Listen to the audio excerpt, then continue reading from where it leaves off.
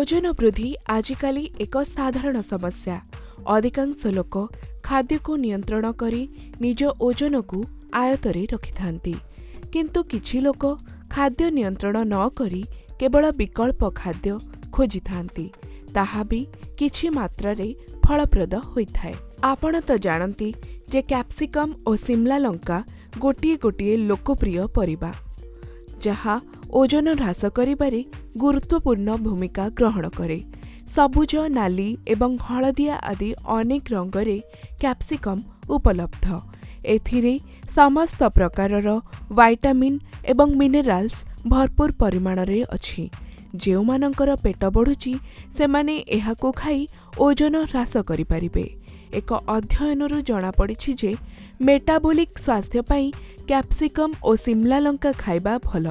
विशेष करी जो मानकर ओजन वृद्धि पाउछि सेमानंक पई एही दुई परिबा खूब उपकारी। ओजन ह्रास करिबाकू दिन सारा कैलोरी ह्रास करिबाकू पड़े, जेउथि पई एपरि खाद्य खाइबा उचित जेउथिरे अधिक कैलोरी नाही। कैप्सिकम और शिमला लंकारे खूब कम कैलोरी थाए। एहा ओजन ह्रास पई उत्कृष्ट विकल्प। एहाकू खाइबा द्वारा कैलोरी वृद्धिरु मुक्ति मिलिथाए। कैप्सिकम और शिमला लंका पुष्टिकर फाइबर रे भरपूर।